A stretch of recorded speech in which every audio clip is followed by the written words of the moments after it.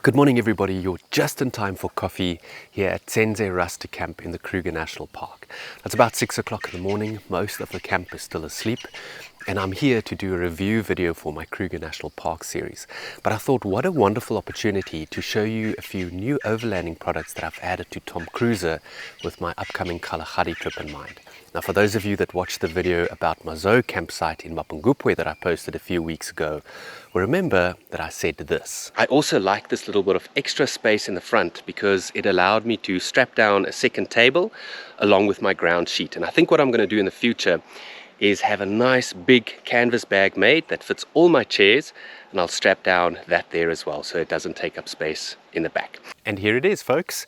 I basically used the camp cover double ammo box bag as a template, and I contacted a local company in Hoedspruit called Freego and asked them to make this for me so I could give them the exact dimensions. I love this color because it matches the big country ostrich wing awning color. It was really as simple as making it big enough to fit my second camp table as well as all 4 of my chairs. Now the reason I have 4 chairs, it's 2 big lazy ones and 2 smaller director's chairs for both me and Tabby. And what you'll see, much like the camp cover bag, I've asked them to make these little strap sleeves so that I can put 2 straps through that then allows me to pull it tight on top of the roof rack. And then it's got a big heavy duty zip that runs really smoothly, and this little lip with some Velcro that just makes it dust proof. It's also completely waterproof, and it's got a thick lining on the inside so that if you go on really bumpy roads, it's not going to damage the things that are inside, and it's not going to damage the roof rack. Let me go and show you the next item that I've added to the car. Now before I show you the next item, which is added here to the back door of Tom Cruiser, I don't think I've ever shown you what it looks like when I add the side panels to the big country ostrich wing awning. Now the awning itself obviously creates great shade, but sometimes you want a little bit more sort of cover from the elements when it's very windy, extremely hot, or even raining.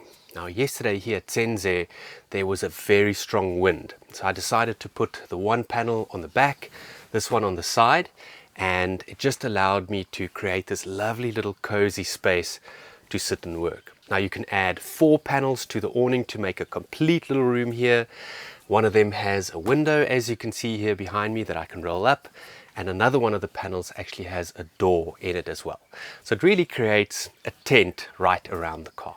So in the back on the door I added this big country foldable table. Now that meant that I had to replace the old handle and sleeves that was in the back here, but what I gained so far outweighs what I lost. Now it's as simple as just loosening these 2 little bolts there, and it folds open like this for you to have a little bit of extra working space, not only in camp, but especially when you're out on game drive.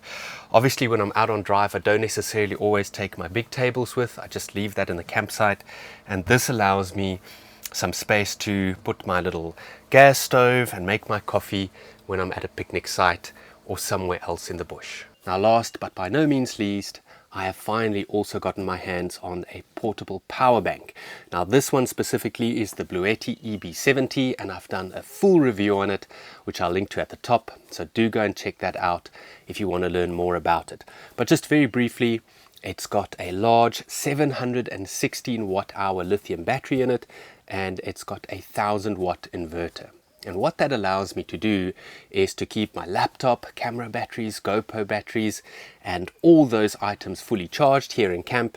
And I can also plug things in like a fan and my camping light, and even hook up my fridge freezer if my dual battery system is running a little bit low if I don't go on game drives.